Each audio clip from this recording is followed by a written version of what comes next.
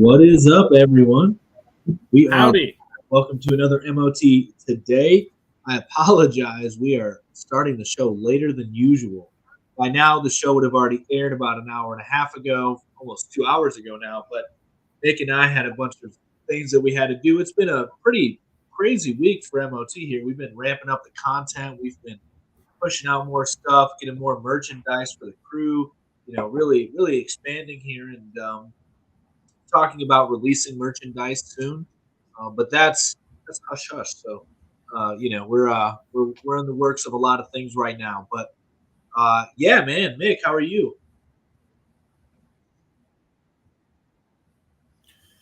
I am doing great. I'm doing great. MOT's doing great. I hope y'all are doing great. Yeah, man. Yeah, And, we're going to have a good episode today. We're going to be talking about state stuff first. Yep. We'll give it We a little got bit a here. couple two topics. We're just going to update on a couple things on the state front. Yep. So we're going to give it a little bit here before we go ahead and get started on the topics for today. I guess before we get started, there is something that we might touch on a little bit more as we dive into the later topics of the episode. But I guess to allow some people to come in. Have you looked at anything with the FBI and the DOJ are doing? I know I did a live stream on it Friday, but have you paid any attention to that? The new crypto stuff that they're attempting to, not attempting, they have created. Yeah, I mean, I haven't looked into it too much. I just heard a bunch of things about people getting their assets seized. Yeah. If they were involved in that stuff up north. But that's really it. Gotcha. I mean, I don't think there's anything else really going on with it. That's the trial run. That's the test run. Yeah, I mean, that's the thing that I really want to focus on in my crypto streams moving forward is that because people are delusional in the crypto space. Even the people that are kind of based are a little bit delusional in their beliefs that crypto is going to be this beautiful thing that just does away with the current money. Like, it's going to change things, but it's not going to liberate you from what you think it's going to liberate you from. It can make you very wealthy, that's for sure, which is why everybody's in it. But it's going to be easier to track you. It's going to be easier to control. And don't think these cryptocurrencies are going to be replacing. You're saying if you're in crypto? Yeah. It's going to be easier to control. You're saying if you're in any crypto, even if you have the secretive wallet that. You're saying even if you have I don't know what, I'm not into crypto really much, but the wallet where it's just you have the seed phrase. What's that called? Yeah. It's not the cold wallet, is it? No, I mean, still technically, it doesn't matter. So there's different kinds of wallets. But anyway, if you don't own the seed phrase, which is the most important thing, if you don't own the seed phrase, yes, because you still have a public ledger in which is visible from anybody who can do chain analysis. If you know how to do even the basic levels of chain analysis. You're saying so there's really no way to hide it. I mean, there are a couple privacy coins, but do they really work? There's a couple things that maybe a little more advanced people can do to help, make it harder to track their addresses and follow their track. But for the most part, people are going to be using the simplest tools to transact their cryptocurrency. And so it's going to be extremely easy. It already is extremely easy for anybody. I've done this. I've helped Malcolm, who's new to crypto, do chain analysis on where he sent money to because he sent, he got scammed. And so anybody can do that. It's really easy to do.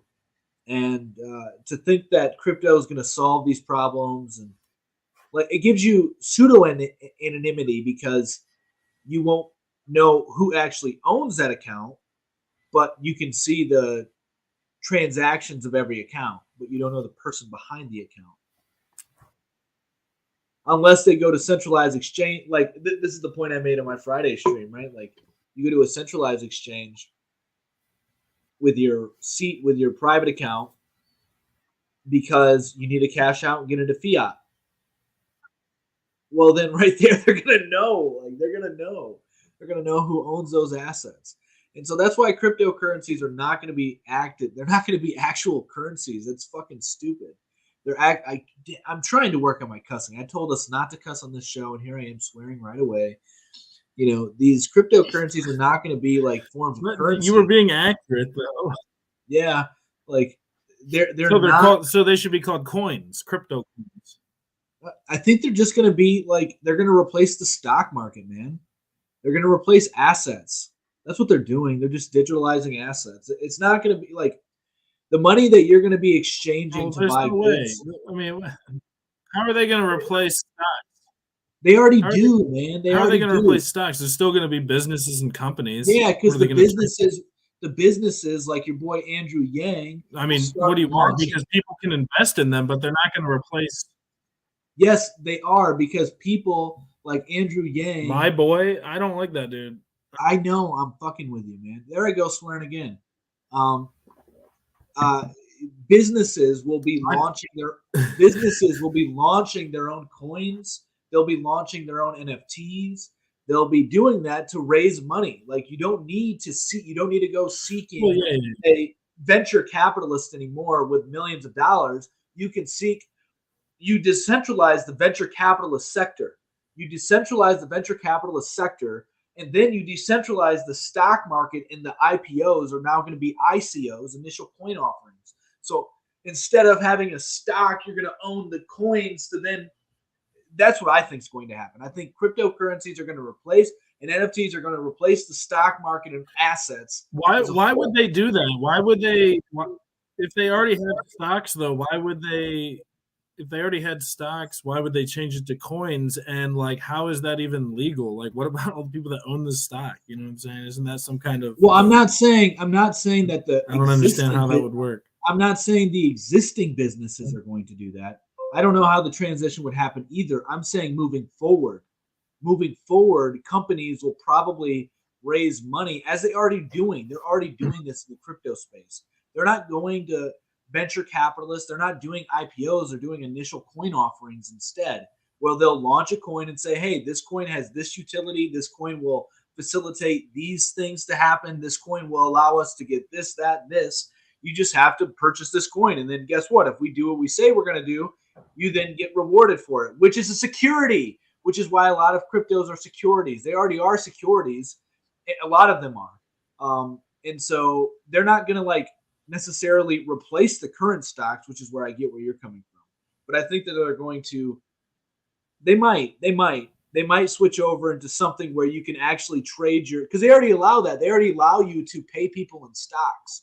So wouldn't it be easier to attach a coin to, I don't know how it works, but they already kind of do that because you can pay people in stocks on Robinhood and Cash App.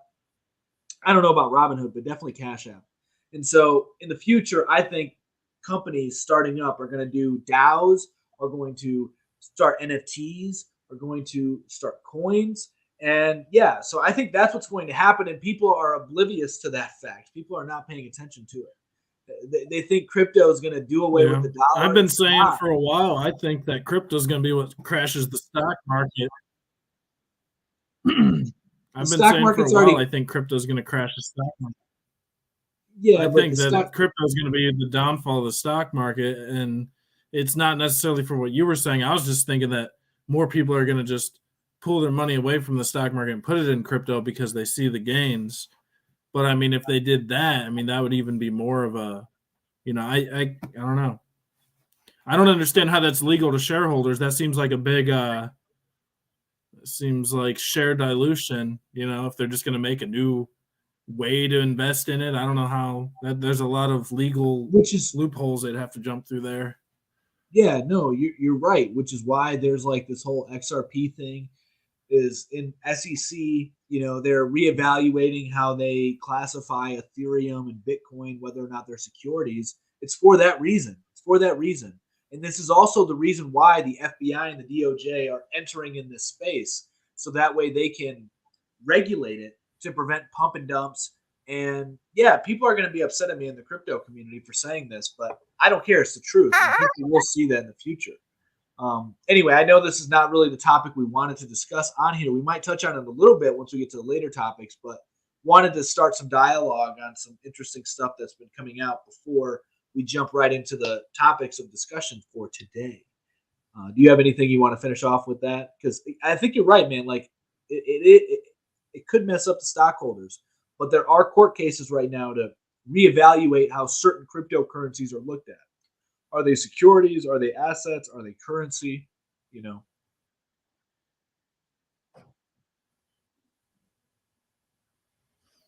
Yeah, only time will tell. Right. So anyway, all right, guys, we're gonna jump into the MOT Today segments, and we're gonna start off with some state news on the state side. Mick, if you want to start us off with what's going on with the school and the public, the funding for schools. We touched on this a little bit a few episodes ago. Yeah, so we're going to start off. We got two news stories for state news today. The first thing that we're going to be talking about is House Bill 209, which it would create an opt-in approach to private school scholarship funding. So basically, if you decide to take your kid to a private school as opposed to a public school, children who are in kindergarten through 8th grade will get $5,500 voucher, and children in high school will get a $7,500 voucher, and you can use that money to, take your kid to a private school as opposed to a public school. I think this is going to be wildly popular, because a lot of public schools don't seem to be that great. People always want to send their kid to private school, but it's more expensive. So, I mean, maybe this will make private schools not as good because, anytime the government gets involved in something, it seems like they mess it up. I don't know. It'd be interesting to see how this works out if it even goes through. At first, it was deemed, I think right now it's the House Supreme Court says that it's illegal to use funding for public schools that's brought in through taxes to fund, private entities. But that's why they're trying to create this new bill to make it legal. And if it goes through, it could change the way all schools are funded. It could increase property taxes. That's what opponents are saying. I think it's, a good idea right now from what I've seen, just because it gives people more options. If we're going to be paying taxes, we should get some options here. But, right. We'll see what happens. Yeah, I think that we talked about this before, as I mentioned, and I'm for, being able to use the tax dollars that you already pay to send your child to a public school. I get where the concerns are coming from when you already see a lack of funding for public schools, but the public school system's been dying for a while, and people are going to, like you said, people are going to want to have the option to take their kids elsewhere. And private school is a good option, and it would help people afford it. I don't actually know if it's a good option necessarily, but it's a different option than what they're presented. So it allows parents who want to, delegate, in my opinion, their responsibilities and have their child go to school. Allows them the option to choose something other than the public school system. But you raise a good point in that this funding, will it allow the government to have more overreach over private schools? And will these private schools become, I don't know.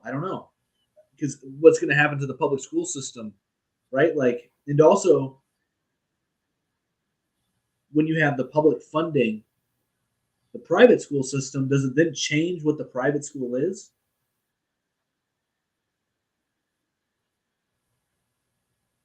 Yeah. Is it even a private school anymore? I mean, if they're publicly funded, Right. that means it's like it just opens the gates. Anybody can just go anywhere. I can see a future where instead of these giant schools, there's just a bunch of little ones, each one with their own curriculums or something. Because if it's a private school, I mean, does the government like institute what is taught there? I don't know how does that work. I really Not don't even really. think it's going to pass. I mean, that would because I mean the government likes to control what our kids are taught. So in a sense, I guess I'm not really sure. I know this is a highly debated, heated topic. I'm not really sure how it all works. Right. Well, and also I understand the need to have some sort of standardization to have a functional society. You need to be able to have a set curriculum that most people should know. That way, your society can do what it does, whatever that may be. So I think that it should cater towards whatever the society is. Like in our instance, it really doesn't, because it doesn't teach you about the debt based system. It doesn't teach you how to be financially responsible. It doesn't teach you how to find a job. It doesn't teach you skills that you can use really at a job. And that's not really good. And so the public school system is, the main where everybody points fingers to. But I have an interview coming out in next month, I believe, with a classical learner who runs a homeschooling business. And he actually says that a lot of private schools are no different than public schools. They teach pretty much the same thing. So I'm wondering if we're not going to really see much of a change between the public and private schools as far as curriculum is being taught, and if it's actually going to be practical knowledge to what the kids can use in their real life, or if it's just going to be a continuous degradation just in another way uh, of our educational system, because there is a lot of dumbing down in the system. So I don't know, like you said, the government does want to kind of control things, but I also can play devil's advocate and understand that you need to have some sort of standardization. And your idea of multiple schools, I don't know. Yeah, we don't want to have we don't have like cults or something funding. You don't want to have like a cult school getting funding or something, teaching people some crazy stuff. Well, I get what you're trying to say, but the public school system in and of itself is a cult. Yeah, I mean, Yeah. it's a vague. I don't even cult. What isn't? I mean, anything could be considered a cult, I guess. I mean, No, I'm not no. really sure what the Let's look definition up is. cult meaning. So, a system of religion, veneration, and devotion directed towards a particular figure or object, a relatively small group having religious beliefs or practice regarded by others Oh. as strange or sinister. I don't like these I don't know. I don't know if these definitions are accurate. So, well, then that takes school out of it. They've taken religion out of school, so the school can't be a cult No, no, anymore. no. This is a better definition right here. It says in modern English, a cult is a social group that is defined by its unusual religious, spiritual, or philosophical beliefs, or its common interest in a particular personality, object, or goal. So, yes, you can say that. This sense of the term is controversial, having divergent What? definitions both in popular culture and academia, and has also been an ongoing source of contention among scholars across several fields of study. The word cult is usually considered pejorative. So just have to share a goal. Yeah, I mean, And it said that it culture, was an unusual. It said that it was an unusual thing. no, That's the kicker right there. It has to be unusual. well, yeah, our modern society is unusual. It's I unnatural. mean, well, and who defines what's unusual? Like Nature, something that's unusual to one person could be unusual to another, or could be nature. usual to another. No, I'm not a relativist, Nature man. decides what's Nature decides what's usual and not unusual. Just God. I mean, you can call it God, you can call it nature.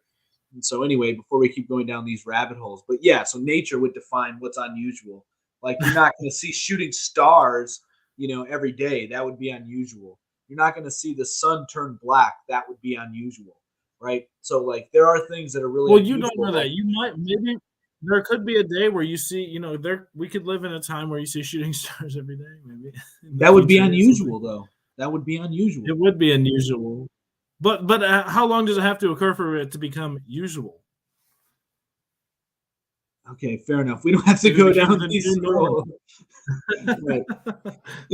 I don't know. It's like the whole, the definition had the word unusual in it, and that right Yeah, there makes me kind of skeptical. That's what makes cults unusual. You know what I'm saying? Like it's just like, but they're very usual. I mean, like they're very common. Like culture. Our yeah, culture is a cult. Like what our, yeah. It's it's in the isn't that word crazy? culture. Yeah, the words, man, the words mean something. Yeah, they do. So anyway, all this relating to the public school system, private school system. Are they cults? Are they not cults? Is the Department of Education the leader of these Which cults? cult do you want to send your kid to? Right. But Which cult as do you choose? always, me personally, I encourage people to homeschool their children. I think that is our responsibility as parents. If you do not teach your children, if you delegate that off to somebody else, you are not being a parent to the fullest. You are delegating your responsibilities. I know that's a controversial take, especially in the crazy world we live in today. But I promise you, you go back 100, 200, 300 years, you tell somebody that, they'll be like, yeah, obviously. That's just obvious. You teach your children. Why would you let strangers teach your children that'll give them no practical skills? And so, anyway, the funding that's going to be given to these public schools, potentially, if the bill passes, will allow parents to have more options, but will those options be good? Will that option be better? I don't know. I don't know. I feel like this only came about because, one of the reasons why it came about was because of the whole face covering debacle. Yes. That kind of helped push it because they're like, well, I'll send my kids somewhere else. And Yep. For so, sure. For sure. And, we're going to see the psychological effects of these, in, these inhumane mandates. I think these children that are being forced to wear masks, being forced to receive jabs and following the following everything to do with the unicorn are going to grow up hating the world very much so. They're going to hate well, their parents whether they know that or not. Just like society does today, most kids do not love and respect their parents. Most people don't love and respect their parents. There's a lot of anger and hatred and resentment for their childhood because of what their parents did to them or what their parents chose over them.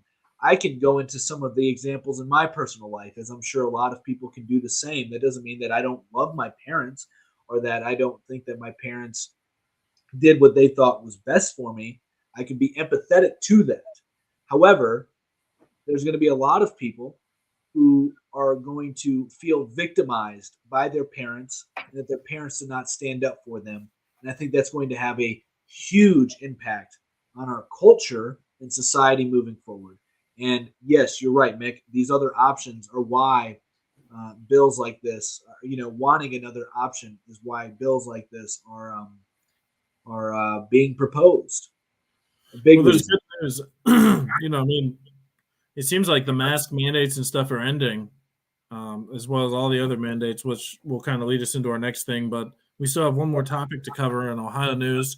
It's the redistricting of the political maps in Ohio. They have until this Wednesday to get it done, or a new commission is going to be made to. I can't even say that. They have until this Wednesday, is what the Supreme Court said. I sent you an article, Louise. I'd have to click on it to find it. But Ohio Secretary of State Frank LaRose said, we are dangerously close to possibly violating federal law. Basically, they cannot figure out what is going on with these political maps. And I blame both sides. Both sides are going back and forth about it. It seems like the Ohio Supreme Court is siding with the Democrats. They're like, you guys got to figure this out, blah, blah. The Republicans are like, we can't figure it out. And they have until Wednesday to figure it out, I guess. I don't know. I think it's a bunch of nonsense. Why can't they figure it out? Just let you know. I know that each district, you vote in your certain districts and they can be manipulated or whatnot. But I mean, if they can't figure it out, then just I don't know. Maybe they should just like randomly have a computer randomly generate the map.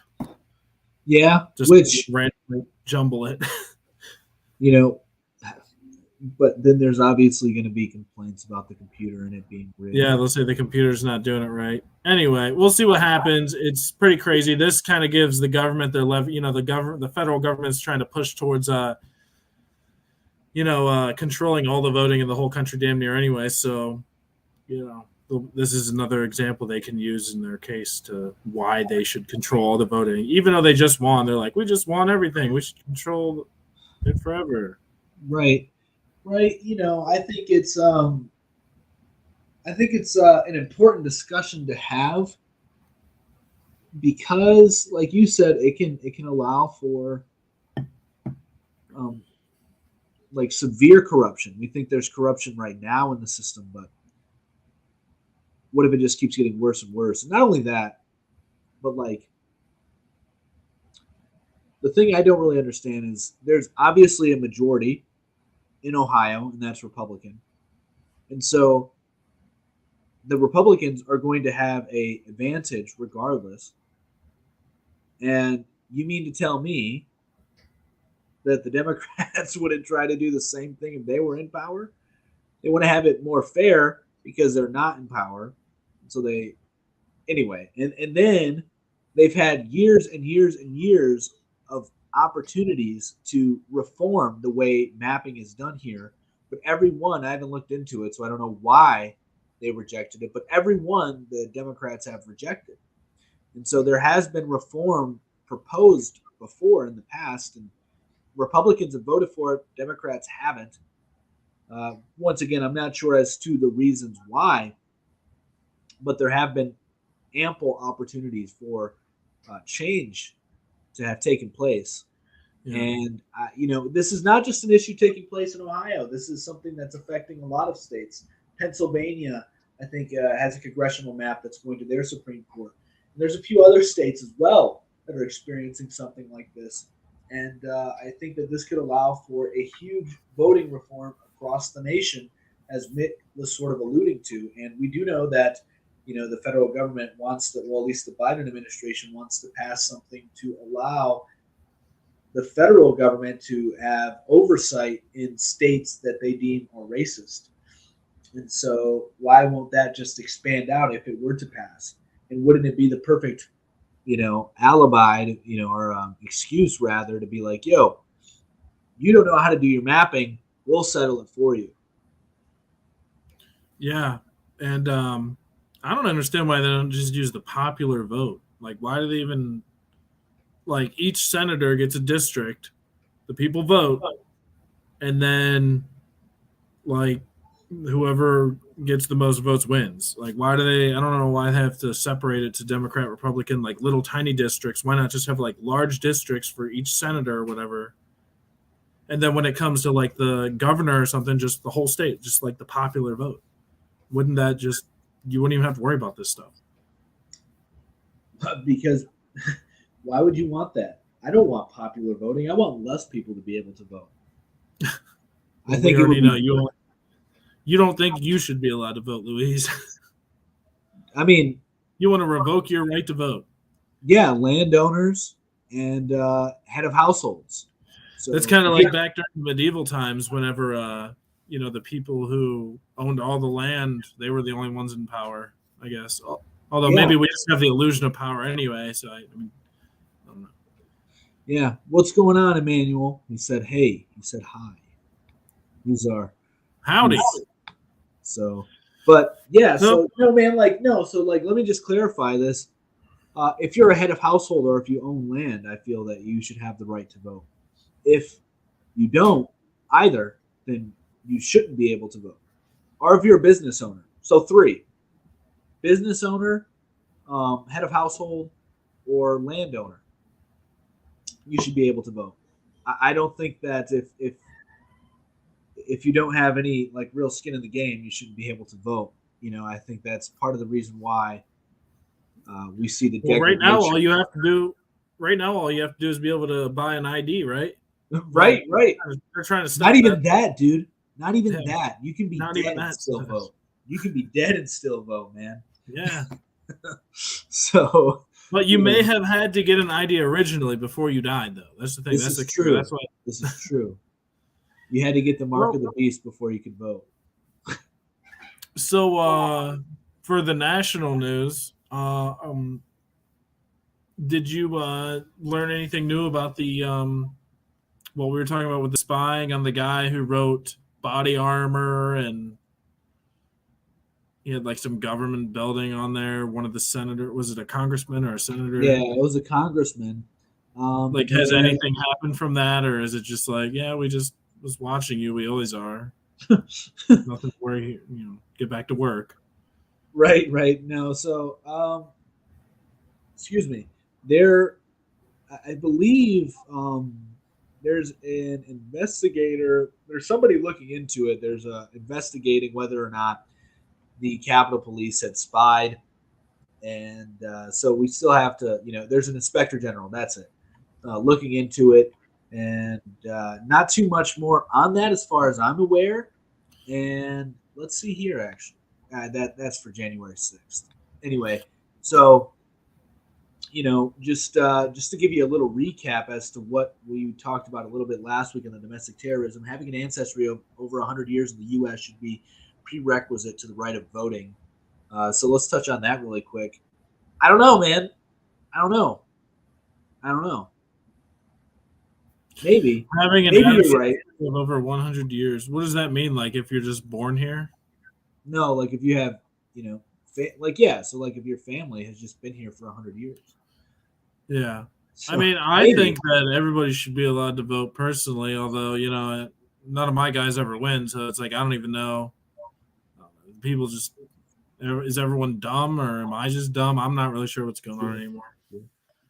True. Good point. You literally have skin in the game. You literally, you've been living here for a while. Who doesn't? If you have skin that isn't decomposing, and your skin is still, right. Technically, even if it is, you can turn into a tree or something. Yeah, right. But I totally disagree with everybody should be able to vote, because there's some really stupid people in the world, and everybody has their own form of intelligence. That doesn't mean. Well, here's my. If you are actually retarded to the point where you can't functionally vote. No, even before you reach that IQ threshold, I'm talking like you have no clue about politics, you have no clue about economics, you are very easily manipulated. I believe that people that actually functionally can't vote, I believe that their caretakers can place a vote for them. I've heard things about that. Yeah, which is disgusting. It's kind of crazy. It's so stupid. I don't think that people are easily manipulated. Only a subset of men should vote. Completely agree with that statement. 100% agree with that statement. 100%. What the hell does that mean? Subset of men, only a certain group. As we're talking about, as I'm talking about, business owners, landowners. Okay, so a subset just means like a small portion of men, like a certain set of. Yes, I do not think women should have the right to vote. The only reason the woman had the right to vote in America, is because I believe it was in Wyoming. The Democrats were like, yo, we need to get more people on our side because the Republicans, they now got the black vote. Let's get the woman vote. And so the Democrats started pushing propaganda for it. And the women were like, nah, we don't want the responsibility of being a voter, because being a voter means you have to register to go to war. You have to own land. You have to be the head of the house. No, I don't want any part of that. And then they were like, well, no, we'll push it through. So the women didn't even want the right to vote. They didn't. They did not. Yeah, now, all these they more and more people over time have been allowed to vote, and it seems like things have been getting better. But in the past couple years, I guess you could argue that maybe nothing has really changed. Things have not gotten better. Things have gotten worse with more people being allowed to vote. Less people being allowed to vote. Just like LBJ, Lyndon Now they Baines can blame it Johnson. on the dumb people. They're like, well, it's because the dumb people are voting. It's not because we're corrupt. Yeah, you could also blame it on immigrants. You could also blame it on. You can blame it on the women. You can blame it on men who are weak. You can blame it on a lot of things. You can blame it on corruption. Like one reason I don't think women should be able to vote is because they are very easily emotionally manipulated. Very easily. Very easily. They think more so with their emotions. And this isn't me being misogynistic. This is me being realistic. I have a wife. I have two daughters. I know about women. Okay, like I know this. Like women are more emotional thinkers, which is totally fine. There's a beautiful intelligence about that. There really is. They can connect with people better. They can give really great gifts. They're really good with children. They connect with children really well. They can lead children very well. But as far as governing society, like men, we are more rational. And that there's nothing even unscientific about what I'm saying or misogynistic about what I'm saying. This is all provable. Like you don't even need studies to know this is real. You just look at your own life as a man and compare it with the women in your life, and you will see that the men, more often than not, tend to be more rational and problem solvers. Tell me this, Mick. Sometimes when your wife just is venting to you, she's venting to you. Do you ever try to come up with solutions? And then she's like, I don't want to hear solutions. I just want to vent. My wife does that to me sometimes where she's just, I try to fix the problem because men, we try to fix shit. And sometimes women, they just want to vent. They just want to be heard. They just want somebody to listen to what they have to say. Whereas men, we are builders and problem solvers. Therefore, who would be the best to lead society? The builders and problem solvers. Yeah, I mean, if it ain't broke, don't fix it. But yeah, I mean, I don't know. I'm always trying to fix stuff, and if my wife is venting, I'm gonna listen, just come up with ideas to fix it. I do. I agree with you. Like it's nature's way. The men are supposed to lead, and the women. They really are supposed to be taking care of the babies and stuff. We're supposed to help out and stuff. I can't breastfeed. I can't breastfeed my Yeah. children. And not only that, but Mick, I'm sure you've experienced this too with your children, especially at a young age. They are more clingy to the mother. They want their obviously mother because more. they have the boobies. Exactly, like they want their mother more than they want their father. I do think that women still should have a say because They what do. happens if something happens to the man? They do. And so that was a beautiful point you brought up. This is what so many people forget when you say that the head of the household, which is the man, should speak for the family. If you have a good relationship with your wife, do you know Paige and I, when we have conversations, and I make decisions ultimately, but we discuss everything. I get her input. I have her give me her opinion, her take, what she thinks, and then we think about what's going to be the best course of action. Most of the time, we're in complete agreement. Very, very seldomly are we in disagreement, but even when we are, it's like, this is what we're going to do. Like, okay, you may not like this idea now. You may not think it's good. We disagree on these parts. But at the end of the day, the man still has the final say. But ultimately, if you have a good relationship with your wife, you're going to be a team on how decisions are made. And the man is ultimately going to be the mouthpiece for the family. He's going to be the one standing up for the family's beliefs. He's going to be the one defending. He's going to be the one, just representing his family. Not saying that the wife doesn't either or the kids don't, but it just makes and this doesn't say that women are less than men. Like that's also a dumb way of thinking. Like it's not. Well, my thing was, how you're saying like you don't think we're going crazy here, but off topic, but how women shouldn't vote. What happens if something happens to the men in their part of the society, like, what if there's a leader who dies, shouldn't the women, then they could vote to, like, what if like someone comes in and like kills off the men or whatever, they're just supposed to be taken in by the other side. They shouldn't be able to like vote to change things. Historically, that's what happens. Well, yeah, historically, I mean. And so then if we're just inferring So it now, I mean, but historically, there hasn't always been a constitution and whatnot. So I mean, no, I don't know, how much do you care about the Constitution? I think the Is really Constitution's fine. And before, back when the Constitution was honored, only men who owned land or was business owners and the head of a household could vote. yeah. That's okay. I'm done. You got me there. You're So you're right. so yeah, and I mean, like, if you just look at primitive societies, who leads it? Yeah, I mean, Well, let's be real. If China came in and killed all the men, we're they pretty would, much screwed anyway. yeah, What does and it matter also to like, vote? that's an insane hypothetical. It's so unlikely to happen. But Well, if it were to well, happen, because here's my thing. My argument was, that's basically what my argument was. I was like, what happens if something happens to the men? The women should be able to vote, but I guess that's kind of what they were thinking when they wrote the Constitution. They're like, well, if all the men get slaughtered anyway, what does it matter if the women can vote? Because then obviously we've already been taken over. So exactly, like your society has already collapsed and done for.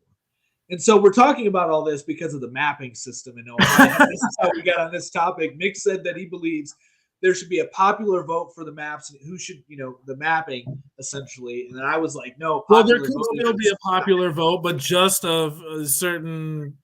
yeah, I guess. I just think that if it was a popular vote, it would eliminate some of the bullshit confusion where they have like all these little separate districts and it's like, we got to figure out the map. It's like, why don't we just have one big district for each senator or congressman? Everybody votes in it, and then whoever wins, like regardless of your Democratic, Republican party. It just seems like it would make more sense to me. That's all. Right. No, I get what you're saying. And yeah, we have diverted quite a bit from where we were going to next. And where we're going to next has to do with some spying that everybody who's who's into conspiracies or the truther movement or paying any bit of attention to what's going on in the world knows that there's been spying on the citizenry of the Western world, at least in America. And now we're starting to see it more with the politicians, like the Congressman Troy Nails. If you don't recall what we covered last week, this congressman has alleged the Capitol Police are spying on him, and it is due to his basically alignment with Trump and his belief that not everybody at January 6th, the false flag event, was bad. He thinks that there were some people who were innocent in it and they shouldn't be persecuted. Anyway, Capitol Police went into his office because they said the door was propped open. They then saw that there was strange things written on the whiteboard. And the only reason he went into the room is because the door was open. He went to do a quick surveillance of the room, making sure nobody was in there. Apparently, that's protocol. And he then snapped some pictures of the whiteboard because he thought it was suspicious. What words were on the whiteboard and why was he thinking it's suspicious? Because it had the word body armor and because there was an X marked on a government building near the Capitol, the Rayburn building, because a staffer apparently needed directions to get ice. So anyway, that's why he took pictures. And what the pictures from what Congressman Troy Nails says, the word and the X on the Capitol building basically were about a piece of legislation about body armor, about getting body armor from China, and that shouldn't be done. It should be getting body armor here. And then the Rayburn building was X'd out because they were giving one of their staffers directions to get ice at one of the buildings nearby because he was having a hard time finding it, whatever. And then the Capitol Police were like, yeah, we just did our job. We did our job. And this happened back in like November of last year, by the way. They're like, yeah, we did our job. We just wanted to do a quick scan of the room, make sure everything was good. But then nobody's answering why they took pictures. And this is where the whole big issue comes into play. And then the next day or a few days later, a couple of Capitol Police people dressed up as construction workers went in asking about the writing on the whiteboard rather than asking about, the why the door was open or anything like that. So now he's alleging they were spying on him. The investigator general is looking into this, I guess, in the Capitol Police. The Capitol Police are denying all these things. Congressman Troy is determined and very confident that this was spying. And we know that the Hillary Clinton campaign had spied on the Trump campaign. That's like very known knowledge now. It's not even conspiracy. It's like everybody's talking about it. And so, we're just seeing spying on politicians at a grand level, which people are afraid of or scared of. But this is just kind of like a new form of McCarthyism in a way. And we are just seeing the invert of what happened before, right? When it was targeting communists, now they're going to try to target alleged fascists. And that's going to trickle down to society as a whole. And this is why I think we see the big part, the domestic terrorism agenda being pushed out. And wasn't there another person who was being spied on in the congressman or something? Oh yeah, so there was another congressman, Lewis. His name starts with a G, who had his mail tampered with by the Department of Justice, and he had made complaints about this. And so people are alleging that Nancy Pelosi has Capitol Police basically spying on other congressmen and people who are of differing opinions and political views, which may be true, may not be true. But the thing here where I believe this is going to affect us as, regular citizens is that the general population is going to start eating itself even more. And we're entering an age of you're going to have to be careful what you say around certain people, because we're already talking about red flag laws. We're already talking about those things. And this isn't to say to be afraid of anything. This is just being strategic in the world that we're living in as society begins to degrade. Hey, I know that there was I just heard last night on the radio some dude got kicked off of an airplane because he was wearing a mask, a surgical mask, like a white one, and he wrote "Let's go Brandon" on it, and they kicked him off the airplane off of an Allegiant airline flight, which is crazy. I mean, I just brought that up because you were talking about how they're trying to kind of silence people and whatnot. And yeah, this has been going on for a while, and I think that pretty crazy. Yeah, I mean, they're already talking about making people who are putting people who did not wear masks during the whole thing on a no-fly list. Oh yeah, anybody who that guy's probably going to go on a no-fly list. They kicked him off the plane. Which is crazy. I mean, there's people, they've said there's been a whole bunch of unruly passengers and whatnot since the whole mask thing, which would make sense. I mean,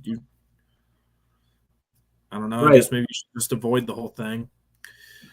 I mean, why do you even need to really get into the Trump spying thing a little bit here too? But I actually I got to run to the restroom real quick, dude. Yeah, you're good. You're good. You guys cover it. This is going to be your new host for a few seconds. All right. So while Nick's going to do that, we'll just keep going where we're at here. So yeah, there's a lot of tension building up in the political space, but this is nothing new, really. This is something that a lot of people were aware of that was happening, and it's just now coming to light, and it's targeting different people. But a lot of these people were for a lot of the mandates and persecution that were taking place on, their own citizens. And so really, I think it's to get people emotionally invested in this political narrative and keep them somewhat distracted, somewhat distracted from what they should be doing, what they should be focusing on. People should be focusing on their supply chains, inflation, these things right here, which will actually have real world effects on you. And that doesn't mean that, you shouldn't be concerned about the people who may be alleged spies or whatever in the real world in the future, right? Like, I think it'll happen. The thought police will enter out on the main streets, and this is why it's important to find good areas to move to now before things get crazier and crazier. If you live in a city and you try to, associate yourself with a lot of people that are in that city with the thoughts or opinions of someone like myself, or maybe even you guys listening, you might get ostracized. People will look at you as if you're insane and bad, right? And so there's already, the whole social credit thing, I think, is being the social credit system, the infrastructure for it in America is being established right now. And actually, I think the biggest building block of a social credit system in America had to do with the credit score itself, whether or not you get approved for a loan. My credit score has gone down because I have no debt. I used to have like an 800 credit score when I had debt, student loan I was paying on, because I was, really good at making payments. 800 credit score. Now my credit score has gone down a lot because I haven't had debt in years, because I don't use the credit score. And so the banks say that I'm not good enough to get certain loans. Not that I want loans. And so anyway, I think that's a big building block to the social credit score. Basically, Nick, for where you're coming in now, I was just talking about how I believe this whole domestic terrorist narrative and the potential of essentially like citizen spies, or thought police rather, will begin to become more predominant in cities. And that's why it's important to find rural areas, local communities that you align yourself with. That way you can mitigate your risk of associating with people that could potentially jeopardize you because of your thoughts, which is where we're kind of going in a way. And well, we're doing the opposite of that by going live right now. Yeah, but somebody needs to, and a lot of people do it. A lot of people do it. Somebody needs to, and that kind of goes into our next thing. I was going to talk about the Trump thing. Trump's also getting spied, or Trump was. Trump said that he was getting spied on back in 2016 when he was running for president, and everybody was like, "That's a lie. That's a lie. You're crazy." Now all of a sudden they're saying it's actually legitimate. Like he was actually being spied on. Big tech was helping to spy on him. Hillary Clinton's former lawyer has been charged by the FBI for lying to them, saying that he wasn't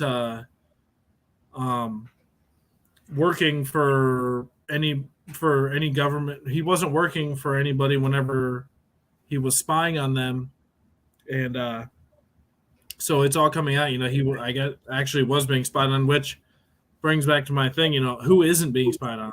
Like, we're all probably being spied on to an extent. A lot of supposedly they monitor everybody's data no matter what. They just farm everybody's data, and then they can always go back and look at anything they want. They have I believe it's in Utah. They have like a giant facility. The NSA has a huge facility, and they have to use like a crazy amount of water to cool the computers to store all this information. They talk about like a water shortage and stuff. So yeah, I mean, they're watching everything, and it's part of the corruption. And you were saying somebody has to do this MOT thing. Somebody has to spread the word. Yeah, there's a lot of people doing it. Somebody has to stand up to it, and maybe that's why we're seeing these protests all over the world. Somebody has to stand up for the corruption. There's different ways to protest the government. You can either do it here live stream, or maybe you can go out on the streets and do it. I don't know. I know this is something me and you don't totally agree on. I don't consider this a form of protest at all. I don't. Really? Nope, not at all. I'm not protesting it. I'm not like. I think, as I've mentioned before. Well, what is the definition of protest? Maybe we should look that up. We're like protesting our words. We're protesting our thoughts. A protest is a public expression of objection, disapproval, or dissent towards an idea or an action, typically a political one. Okay, so fair enough. Fair enough. So a written declaration by a notary public uh, that a bill has been presented and payment or accepted, refused. A statement or action expressing disapproval. So I guess you can say this is a form of protest, but And how I'm about not the like First Amendment? I mean, the First Amendment, you said you agree with the Constitution. The First Amendment says, we have a right to publicly express our opinion, peacefully no, protest. I don't believe in freedom of speech, and I was just in that You context. don't believe in freedom of speech? No, no, because it doesn't exist. It never existed ever. It's an illusion. Well, we're doing it right now. What are you talking about? The YouTube only could thing take that, it down, the but only I thing mean, that you the only thing that you would the only thing that you actually really do have freedom over to an extent is consciousness. But so even that can be brainwashed. So so you you have think freedom of that thought. there is You have no okay, freedom let of me speech? explain this. Let me explain this. You have freedom of thought because it's very hard to control thoughts. And it's also very hard to watch somebody and monitor their thoughts. And also you can think really bad things and nothing happens of them.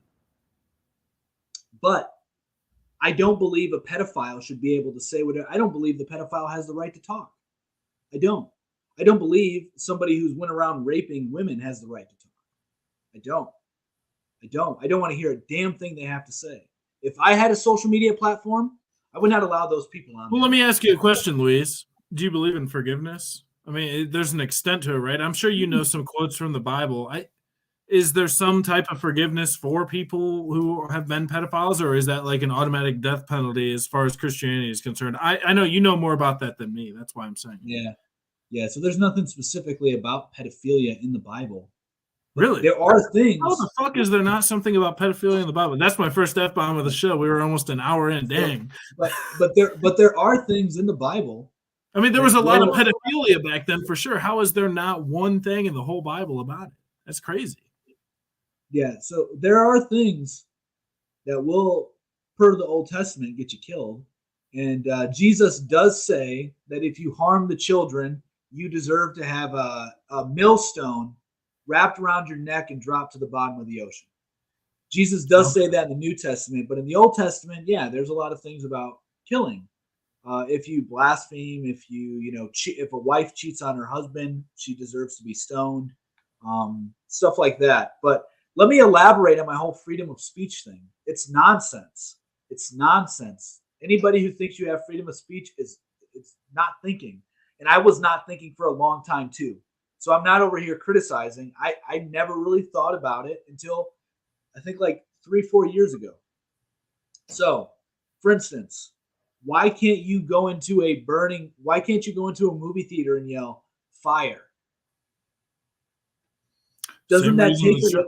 It's the same reason why the truckers can't protest without, they can't block the streets because it obstructs people's peace. So where's the freedom of speech? I think everybody has the pursuit of life, liberty, and happiness. Wasn't the Declaration? We're talking about freedom of speech. Let's stay on topic. We're talking about. Well, I am staying on topic because the Declaration of Independence came out before the Constitution, didn't it? But what And is the freedom of Declaration of speech? Independence No, says what is everybody freedom of has. speech? I'm trying to connect the two. The Declaration of Independence says everybody has the pursuit of life, liberty, and the pursuit of happiness. Now, and then the Constitution came out after that, said everyone has freedom of speech. But if people are screaming, there's a fire in a building, then maybe that affects their pursuit of happiness. But okay, I don't even agree with that statement, by the way. I don't agree with the life, liberty, and happiness because that's been subverted, by the way. And actually, well, I agree with you. Yeah, it's all been subverted. No. What I'm saying is that the actual quote, which is not from the Declaration of Independence, but it was taken from something else. And the actual quote that was changed was life, liberty, and property. Everybody has the right to pursue life, liberty, and property, not life. And didn't the founder father say freedom of speech is self-evident? I don't know what they said about freedom of speech, but it's not. It's not. But you're saying that you agree with the Constitution and certain. Let's stay on topic here. Freedom of speech. What is freedom? What is freedom? What does freedom mean? It's kind of just an idea, really. I mean, it No, just but means. what does it mean? In my opinion, what does freedom mean? Let's look it up. Let's not make it about opinions because I want to show you guys that there is no such thing as freedom of speech. Well, these definitions, someone wrote them, so it's someone's opinion. It's multiple people's opinions. No. Well, that's why there's multiple definitions when you look something up. If it was a concrete thing, there would just be one definition. Well, there are concrete things. Yeah, but the last definition you looked the power, was like 4. The power or right to act, speak, or think as one wants without hindrance or restraint. Yeah, and that's pretty much not even a thing. I mean, I agree with you. So where the hell is freedom of speech? Freedom of thoughts, freedom of opinion. Freedom of opinion is what I'm saying is freedom of thoughts. But that doesn't mean you get to vocalize your opinions and have no repercussions for it. So to be completely free of to have freedom means that you will not be persecuted for what you do. You will have the liberty to do that. Yeah, I mean, I totally agree. Speech. That is not true with speech. Yeah, I mean, I agree with you that right now I don't know what it was like back in this. I don't know what it was like. I know, there was even during the origination of the country, there was a lot of,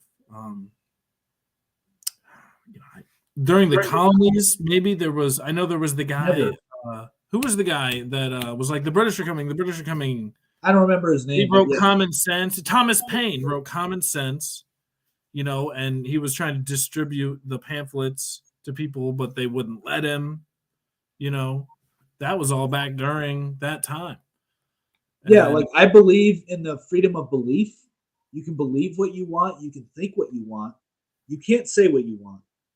It is true on a legal level. No, it isn't. Okay, so you can say it's true on a legal level, but at least here in America, I do not have the right to say somebody has a gun if they don't have a gun in a crowded area. With freedom of speech, with absolute freedom of speech, I would be able to say that. Well, absolutely. I mean, you can. Not only that. Well, it depends on the situation you're in. I mean, you can't say. No, we're talking about freedom, man. Freedom means you have the liberty to do what you want with no repercussions. Freedom, you are free to do so. There's no such thing when you talk. There are always repercussions when you speak, whether they be good, bad. You're gonna have some let me retract that. There's not always repercussions for when you speak, but let's see. Yeah, that's an edge case.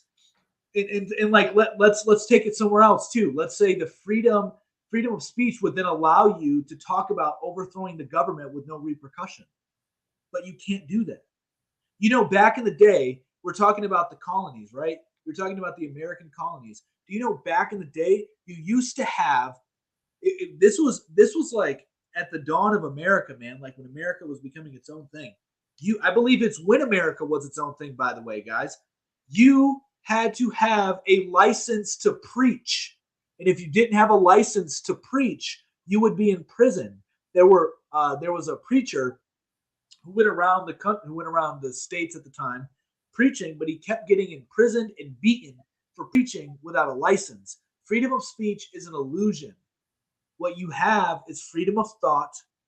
That doesn't mean that you have the freedom to convey that thought anywhere, anytime. Okay, so let me ask you a question. Are you okay with that? Do you think that's do you agree with that? Do I agree with what? Do you think that people should have freedom of speech or what? No, I don't. I've already said it. They don't have it. I'm realistic. Nobody has freedom of speech. Nobody does. Nobody. And you shouldn't, and you just don't get it. You get freedom of thought and you get freedom of belief.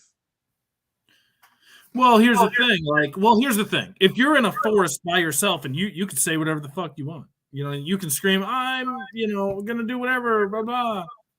Okay. Freedom of speech. But whenever you're around other people, they could get upset about it. That's really all it comes down to. Yeah, but in society, we all do. In society, you will never have freedom of speech. If you want to be in society, freedom of speech will never exist. Yeah. Never. It's an illusion. 100%. You're right. But let's say you have a family, Mick, you still don't have freedom of speech. There's certain things that you wouldn't, whether it be like as a husband, you're gonna like if things are getting difficult and stuff like that, and you're leading your household, you're not gonna be there telling your wife things that are gonna freak her out when it may not freak you out. There may be certain things where you're like, she doesn't need to know this. That's not to say that you keep secrets around her, but you might word it differently.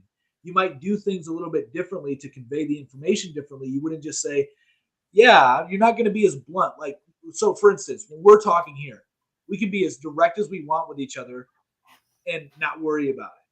But with our spouses, our children, we're going to curtail our speech to them. And that doesn't mean that they're not able to handle it. That doesn't mean any of that. That just means that, like, you don't want to be like, hey, honey, there's a bunch of people about to come into America and bomb us. We need to be petrified. You might be like, hey, honey, maybe it's time that we actually take that little vacation out in the middle of nowhere, right? And we go get a log cabin and we hang out for a while. We just take that long vacation we're waiting for. And, as you go there, you start picking up some seeds. You start picking up some things. I don't know.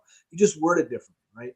Like, I think you get what I mean. Like, you're not going to, like, you're going to cater your speech to your audience. She doesn't need to know I took her retirement money and went all into Hex. Well, she does need to know that. Well, did somebody make that comment? Yeah, right here. Oh. I mean, you should probably tell her that. That's something you. So let me go ahead. I'm going to say what the First Amendment is because I just looked it up. Congress shall make no law respecting an establishment of religion or prohibiting the free exercise thereof or abridging the freedom of speech or of the press or the right of the people peaceably to assemble and to petition the government for redress of grievances. So the right of the people peaceably to assemble. What does that mean? Like you can only do like a silent protest or something? Like you got to make sure you get the right permits, or is that another one? There's I don't know. What do you think about the Constitution? You think that there's certain parts that are good? You think that I think it's a good. I think as a whole, the document is good. I think it affords us a lot of freedom. It does. But here's the thing. Here's the kicker. It's not where we get our freedom from. Let me rephrase that. I think it allows society to have a level of freedom that is hard to come by. In society, in like a large nation. But I think that freedom, as you said, with freedom of speech, you can go out into the woods and yell whatever you want without worrying about it. So naturally, you do have all these liberties. You do, just naturally. You don't even need a constitution to tell you what freedoms you have. But if you're going to that's what the Constitution gets at. It says these God-given rights.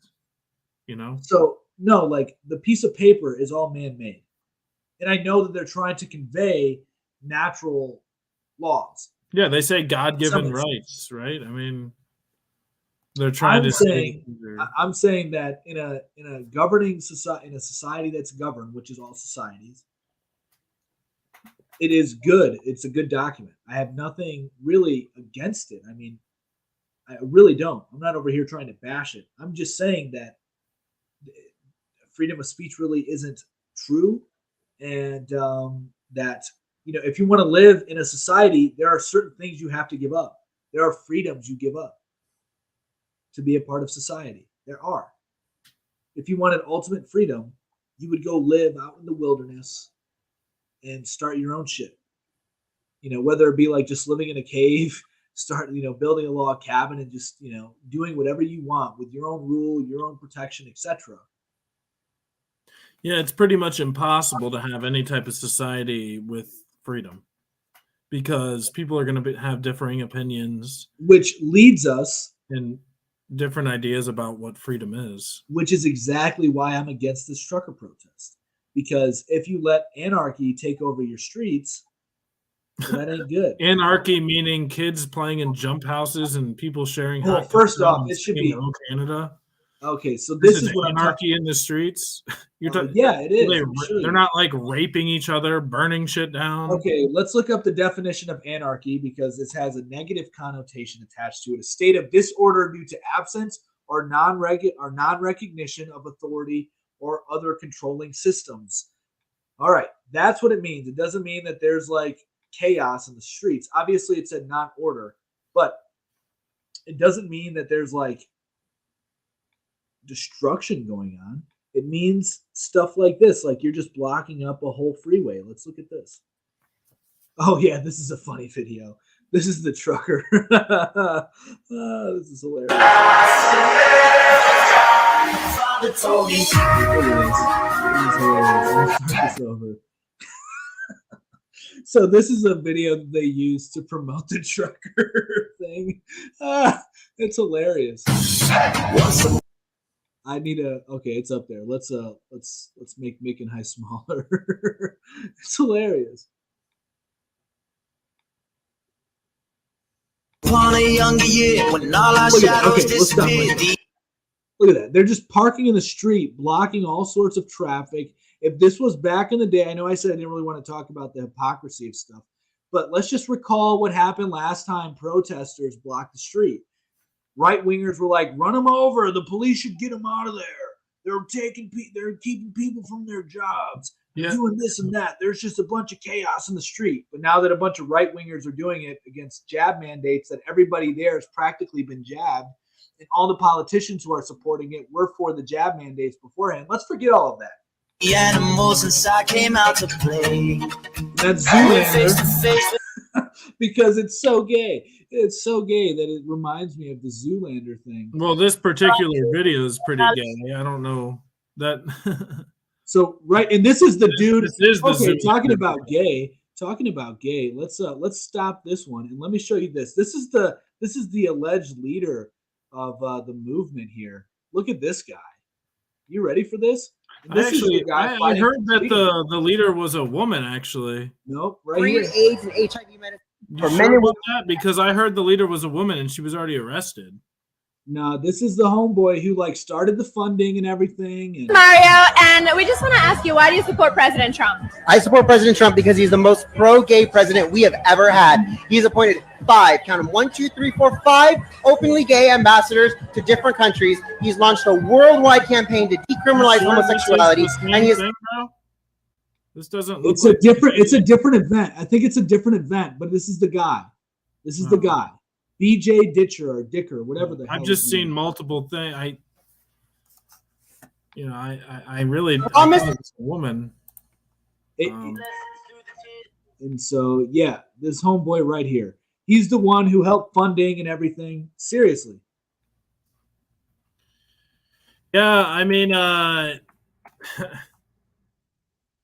Let's see some you other know, stuff here. Hang on. saying There's a they're, bunch of stuff. you were saying that. Well, here's the thing: the BLM people were protesting nonsense. These people are protesting actual issues. No, they're protesting nonsense too. This is all nonsense. But you don't think it's nonsense. What does that mean? Do you agree with the mandates? Like, do you support them? Obviously, Mick, is he trans? He might be. She might be. Obviously I do not. I am. Well, it's just the way you're talking. You're saying that they're protesting nonsense. Are the mandates nonsense? I mean, obviously the mandates are nonsense. What are they protesting, Mick? Look at this. What are they protesting? What are they truly protesting? Let's see here. They're protesting an end to the mandates. What are they? Dude, the mandate. Okay. Let me just. The mandates never exist. The mandates never existed for people like me who didn't accept them. I never accepted them. Never once. That doesn't mean they don't exist. Yeah, it does. Not in my world. They do not. Well, exist in my world. people who have alcoholism may not accept that they have it. That doesn't mean it doesn't exist. No, that makes no sense, Nick. That makes no sense to what I'm saying. That would be like me saying, the mandates don't exist for me, but I'm wearing a mask. No, you're saying that the mandates don't exist because you never accepted them, but they still exist. Yes, exactly. It's an offer. That's what I've been saying this whole time. These are all offers and then you have to accept them or reject them. And if you reject them, so you reject them, but they still exist. It's just you rejected it. It's like it doesn't exist in my world, is what I'm saying. They never affect. They don't affect me. Just because it doesn't affect you doesn't mean it doesn't exist. They won't exist if you don't acknowledge them, is my point. I mean, the fact that you're talking about it means that it exists. Okay, maybe I use poor choice of words because obviously they do exist. People are applying them. People are accepting them. What I am trying to say here is that if you do not accept them, they do not exist to you. And therefore, if everybody decided to just not abide by them, there would be nothing of existence. And how realistic do you think that is? Do you think it's realistic for everybody to just not accept them? Yes, I do. I did it. I'm living a happy life. I make more money than I did before I got fired. That kind of sounds like you know how like the pro jab people are like everybody should just get it. That kind of sounds like just as realistic as them saying everybody should just. What I'm saying is, people are going to do what they want to do. They're going to do what they want to do, and I'm all for you having the choice to do what you want to do, 100%. I'm just saying that yes, people realistically could all reject it, and people could all realistically accept it. Both are true. And now, could they realistically all accept or reject it in a world where we don't have free speech? What does that even mean? Well, you're in this world where we don't really have free speech. Do you find it realistic that everybody could somehow band together and reject it? I mean, it's hard for people to communicate and even organize a protest, let alone, all organize and be like, let's all reject this. It's hard for people to organize a protest, let alone organize a giant movement where everybody just rejects the jab. Wow. Like, it's hard to organize is what I'm trying to say in this world of, where we don't actually have free speech. Why hasn't it happened yet? If it's so easy. I'm not saying, obviously it's not easy. I'm not saying that it's easy. I'm telling you that it is possible and that what they're doing does nothing. It does nothing. They're going to be deemed domestic terrorists as they already are. They're going to start getting beaten as they, in my opinion, this is going to Do you condemn that? Do you condemn that type of action by the government? Do you think it's okay? Yeah, I do. I do. Where's the outrage? I feel like you of all people should be outraged and you should be speaking against these things. I mean, if you're so anti-mandate, why aren't you like saying them enforcing these things, like, people that are speaking up against it? I mean, what's next? They're going to hunt us down and beat us because we're speaking out against it? Like, no, is that okay too? Will that be okay then? No, because I'm not a threat to them. Oh, well, maybe one day you will just by talking about it. I mean, will that be okay then too? Nick, all right, let's take a step back here. The protests are so obviously a psyop, and they're a trap. Okay, and so by somebody just simply not going along with it, somebody encouraging people, hey, you should just localize your supply chains. You should stop depending on the system so much because you're straining it. Yeah. And it also helps them if you get off of it. This is a point I've made numerous times. Yeah, yeah. And so why would they want to? But that's also unrealistic. It's unrealistic. Nick, I'm not telling a bunch of people to. I'm not saying everybody can do it. Yes, everybody can do it. Will everybody do it? No, that's not my point. You're missing my point. I'm not saying everybody can or will do it, or will do it rather. I'm not saying everybody will do it. I'm saying that this form of action is actually very ineffective. Historically, it has always been ineffective. So rebelling against your government, I don't know the statistics, but rebelling against government is normally ineffective. Yeah, it is. I would agree with you. Yeah, like most protests turn out to be nothing. Yes. I don't know, like the history of like what about the French Revolution? So when you were saying, do I condemn what's taking place there? No, I don't. I actually think it's not bad whatsoever. I'm like, you guys are causing disorder and you're doing nothing for it. Like, what are you actually doing? Like, if literally the easiest thing one can do to fight against this is just to say, I don't want to wear the mask. I'm not going to do it. Oh, so I can't go to that store? Well, let me try it out. Let me try it out first for myself without just that sign there. Okay, they don't let me in that store. I'll go to another store. Okay. Oh, so my job won't let me have, will fire me if I don't? Okay, why do I want to work for a company that's going to force me to do this anyway? Well, because I need money. But you actually don't need money to live. That's a myth. Like, obviously, like, you don't. It'll be hard. It'll be hard to live. I'm not saying it's easy. And this is why a bunch of people, like what they're saying here, they want to overthrow the government. They're talking about having Trudeau in prison. They're talking about getting rid of the government and stuff like that. Guess what? Guess what happens? This is, what the hell are you going to do? This is my point. So just hear me out here. You're there. You're rebelling against the system. You want the system to stop doing what it's doing. You want to force the system's hand, and you want them to do what you want to do. You are literally no different than the people you were trying to get out at that point. Not only that, but what the hell are you going to do? What the hell are you going to do when you get power? What are you going to do when you get power? And then right here. So let's start right here. So he says, you don't need money to live. You don't. I can go kill a squirrel right now and have some food. I can go make a freaking axe with a rock. I don't need to go to the tool store to buy tools. Will it make it convenient? Yes.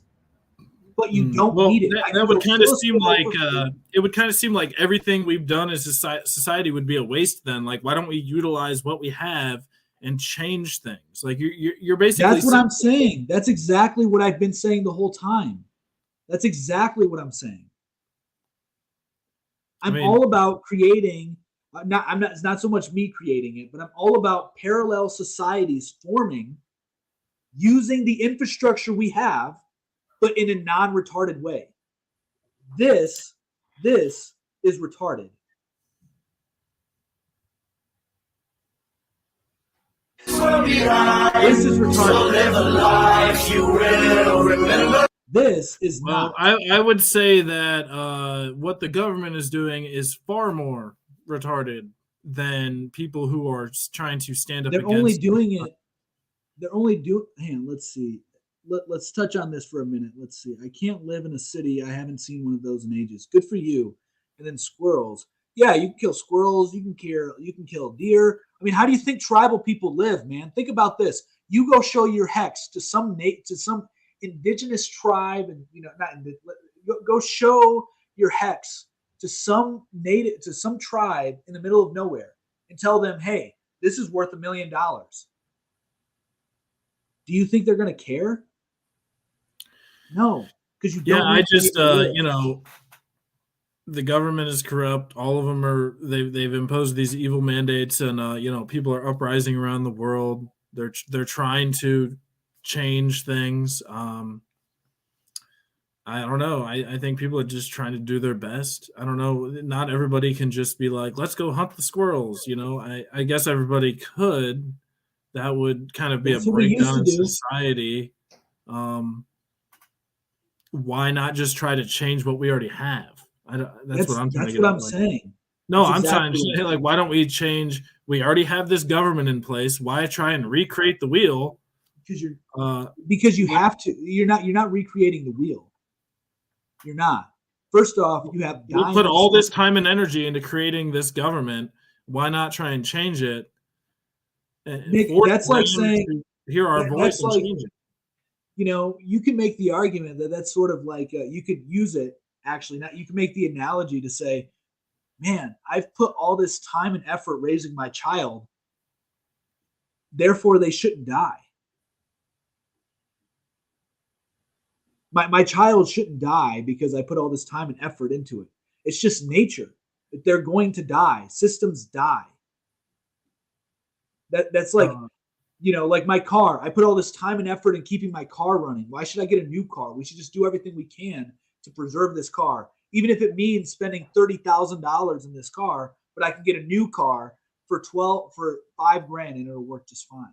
Like, things break down, But yes, you can use that infrastructure. This is how societies have been doing it forever. They just use what's left over from the dead system. And People then do keep motor going. swaps though too. I mean, you could do a motor swap.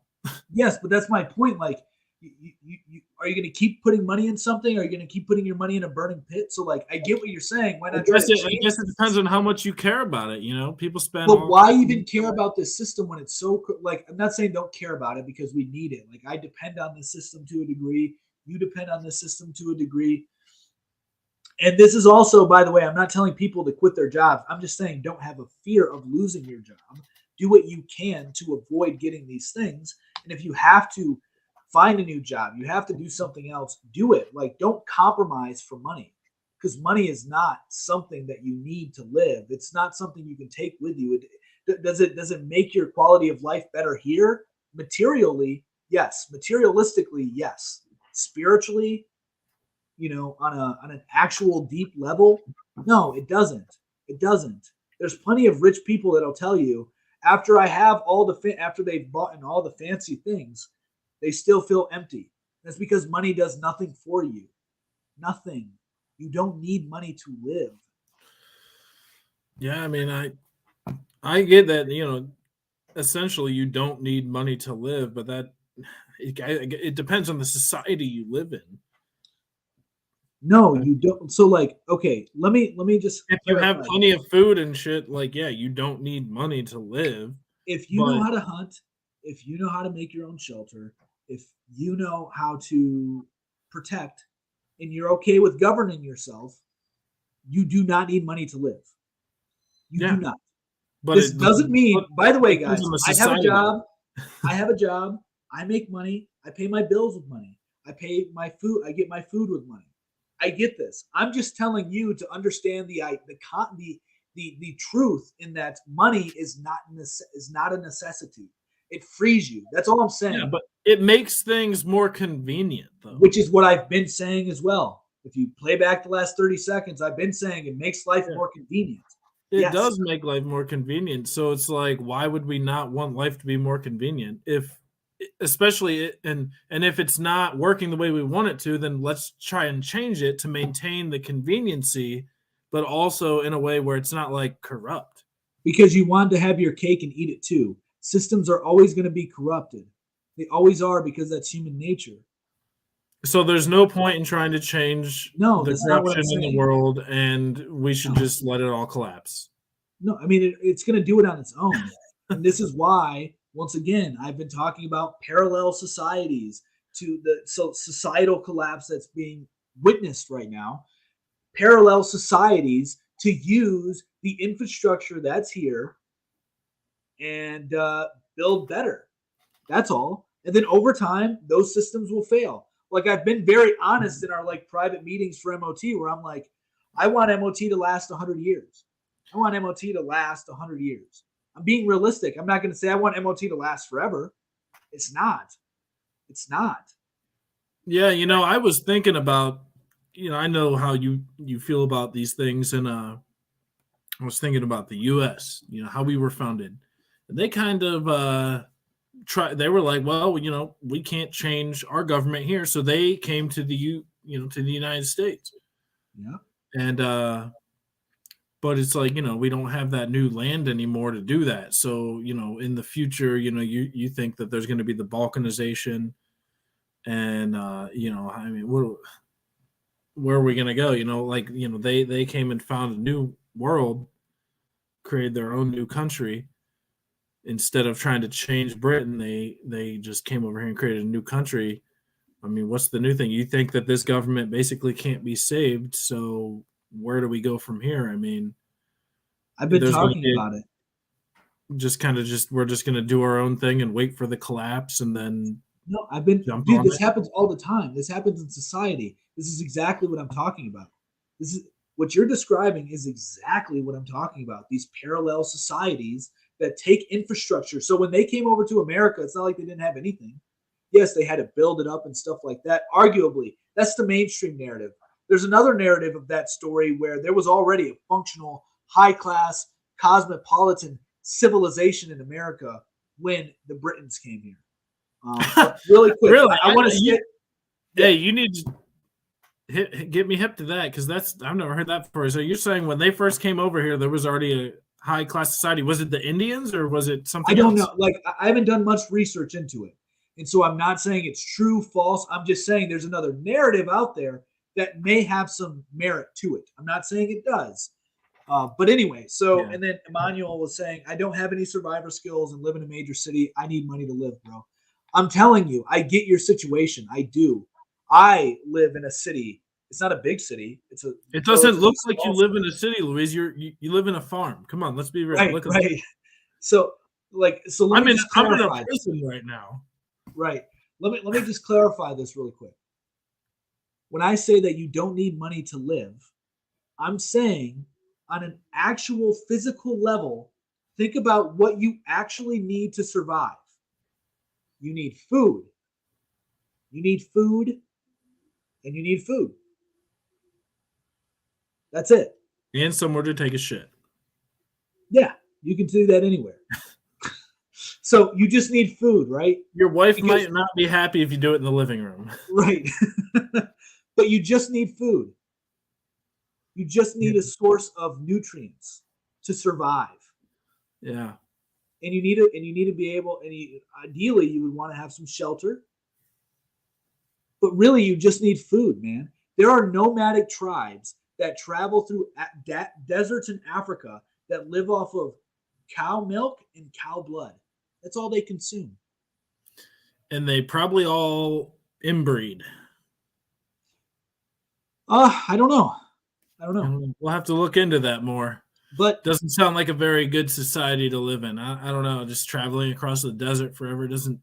I don't know. No, I think it's more to you, but it's more. You don't get that. You don't get the sophistication, of being able to talk to people and see the world how it is. If you're just traveling through a desert sucking on a cow nipple, like how do you really get to see the world for what it is? I mean, that's one of the good things about the society we live in, is that we have these conveniences that help us to expand our mind and transhumanism. You know what I'm saying? Like, how is that going to be possible for fucking hunting squirrels? Like, it doesn't make sense. I think that they have a better view of reality than we do. I think they understand the world much better than we do. I think that they are more grounded than we are. I think they have no choice. Exactly. And so everything you just said has been negated because they have a better understanding of humanity in the world than we do. Well, they have a better understanding of their world. They have a better understanding of their world, but they don't they might not even know certain countries exist and things. Why do they need to know that? I guess you don't really need to know but at the same time, I guess you could just be retarded and brain dead, and then you don't, why do they need to know that? You know what I'm saying? Well, that's a huge leap. Don't we want to expand our mind and be to the fullest of our potential? If we're just but why do you need the desert? If we're just wandering the desert, how is that going to benefit the world? MOT's all about benefit. Let's be real. If me and you were just wandering the desert for years, we wouldn't be doing MOT. We probably have a healthier life. Our families would be healthier, stronger. Our families would be strong, more strong. We would not have the infighting in our families that we have. We would be more dependent on each other. We would be more self-sufficient. It would be so I get what you're trying to say, but you don't need books to expand your knowledge. You don't need to know where Africa is or Antarctica to have a good view of the world. You don't need to know how people in China live to be sophisticated or knowledgeable. Really, what you need to know are the things that are going to keep you alive and provide for you. That's all you need to know. The bare minimum. That's how Jamal comes into place. You keep giving that bare minimum. Right. So by the same token, you could say animals have a better understanding of the world than we do. They're even more simple than Nordic desert tribes. That's not what I'm saying. Yes, actually, no. You are right. You are right. Animals do have a better understanding than the modern man does of the world. They do, 100%. Of their world. Of their No, world. of the world. But we're the world. higher chain, dude. Yes, We're I'm on top. telling you. We create the world. We Dude, can destroy it, supposedly. we don't create the world. We don't. The world was already here. We're a part of creation, not the creators. You create your own, I don't know. You could but- create, I don't know. So right here, so animals have a better understanding of the world than we do. Yes, modern man, you live in a major city. You live in a major city. A freaking squirrel has a better understanding of the natural world than you do, than the real world than you do. Fact. And I'm not trying to be rude. I'm not trying to be. Squirrels are G's. I'm just like saying, like they understand. Like there are people in major cities who are vegans. Vegans, you mean to tell? Like, come on, insane. Come on. You need to eat. You don't even understand nature. Like if you're a vegan, you don't understand nature. You don't understand humanity. You don't understand anything. Yeah. That's a.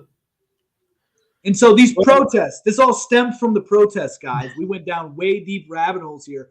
The protests, the best thing one can do is to become more self-sufficient, to localize their supply chains. Yeah. Don't get involved in traps like this because Louise, guess what? Me and you, we need to get on that whole localization thing. I'm doing it right now, Mick. I go me, you, my mom, she's starting a big ass garden. It's gonna be crazy. Okay. Yes, I was being comical. I was being comical, not trying to offend you when I said that the squirrel has a better understanding of the natural world than you do. Although there is a good chance the squirrel does if you live in a major city. I mean, come on, dude. Can you live in a little tiny hole in a tree? No. All I'm saying with that is they understand the predator and prey. They understand, how they need to get their food. They're more in tune with themselves, their instincts. If you live in a major city, if you are in like any kind of city, I live in a city too, right? So like cities really, really, really dilute your instincts, your intuition, right? So like a deer has a better understanding of the natural world than me. Birds do. Birds can sense when bad weather is coming. Humans can too if they were more in tune. There are tribes that will look at the birds and then know when they can go fishing and know when they'll catch something. By being more in tune, do you mean like if we have 5G? Right.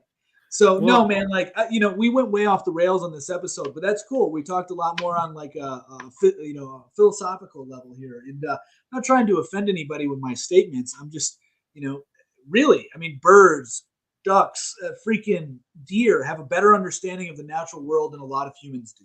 They do. Yeah. They absolutely do right now. Especially, I totally agree. They're like, I'd rather get eaten by this hawk than live in the city. Oh well, yeah. But so no, with like the protests and stuff, like just to circle back to this, they are. It's like Animal Farm. Really, it's like Animal Farm. These protests are like Animal Farm. George Orwell's Animal Farm. They're like, oh, these are the farm animals, and they're trying to overthrow the farmer. And then what happens? They just end up in a tyrannical cycle. And so the best thing to do is to not be involved in this stuff, because what happens if they succeed? Let's play this out really quick. What happens if they succeed and they get rid of Trudeau and all this stuff? What happens? Who leads? Who leads? Who dictates what happens and what doesn't happen? Who governs? Yeah, I don't know. Their government system's a bunch of BS, I heard. Yeah, well, that's like, like who governs? And do you want those people who are begging police for their freedom to take over? Like, you don't need to beg anybody for freedom because you have it already. You just have to make the decision if you want to become more free. Right? You just have to make those decisions for yourself. Like, do you want freedom or do you not want freedom?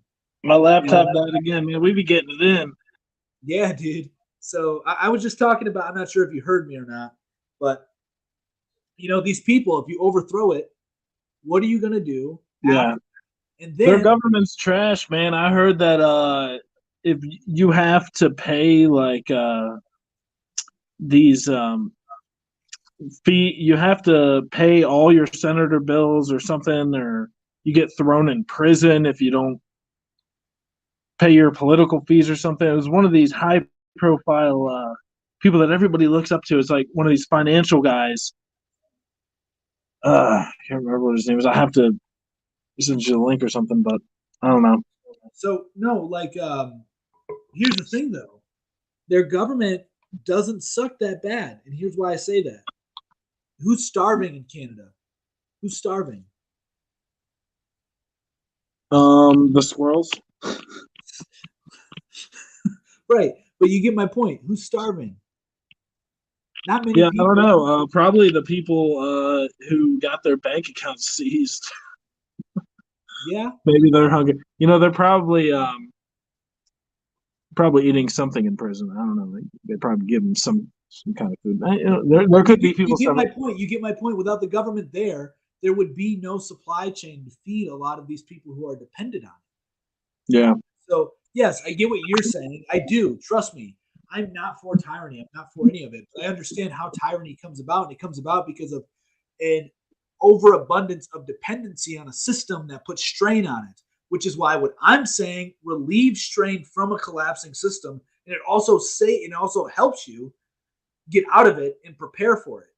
So like you're relieving the strain from the dependency of the supply chain, taking responsibility for yourself, trying to localize your supply chain, and that's how you relieve strain from it and you become more self-sufficient.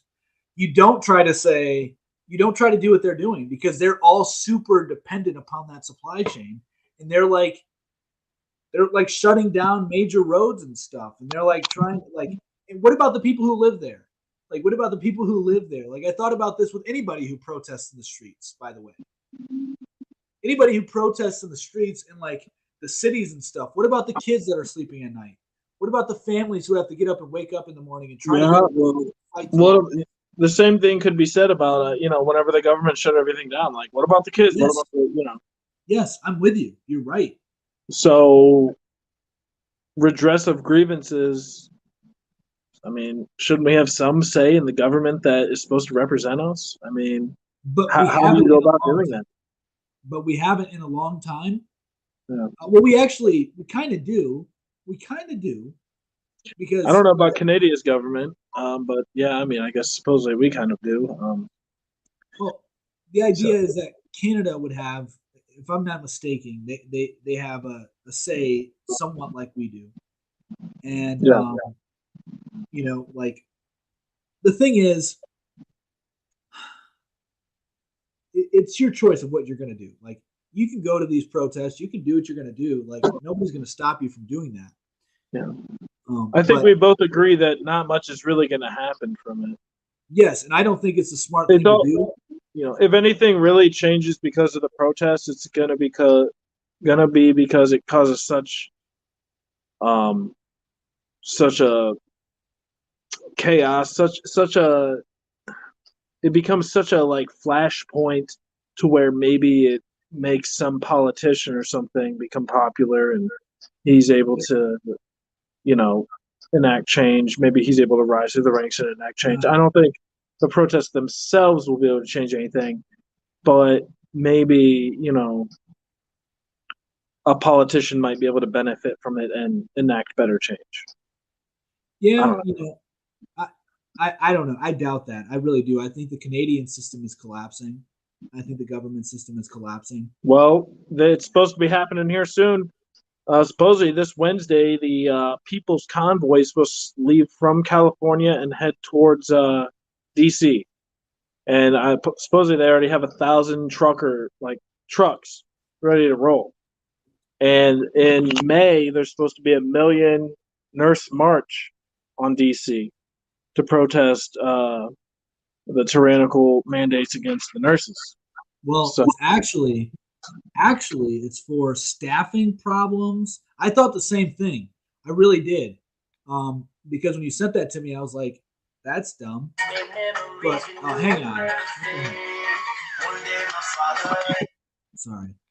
But actually, it's about violence in healthcare, safe staffing ratio and pay caps, raising awareness to patients on nurse frontline, healthcare worker violence, and workplace violence, and supporting all frontline workers. That's what the march is for. So I thought the same thing as you, but it's a little different than what Well, when I first saw the page, it was on, or when I first saw that thing I sent you, it was on a Facebook page that was anti-mandate. So and like I said, I wasn't sure if it was totally legitimate. I haven't even actually looked into the thing you sent me, but Gotcha. you would think that that'd be a little bit more something to fight for than the thing that has already been going. A 1 million man march for lack of staffing. That sounds kind of insane. Yeah, for sure. Well, man, we've been going for almost 2 hours, and you know, I think this one's going to be very. We'll see. We're probably going to lose some subscribers after this one. Yeah, you told everybody they're dumber than squirrels, Louise. Oh man. Well, that's you're what I not even said. nuts. You're worse than nuts. You're. Maybe that's not what I said. Yeah, I'm just messing. I know. I'm just reiterating here because people are going to probably think you're being serious here. No, I'm not calling any. Let me just clarify one more time because I know what I said was a little out there, and most people have not really thought about some of these things. But like,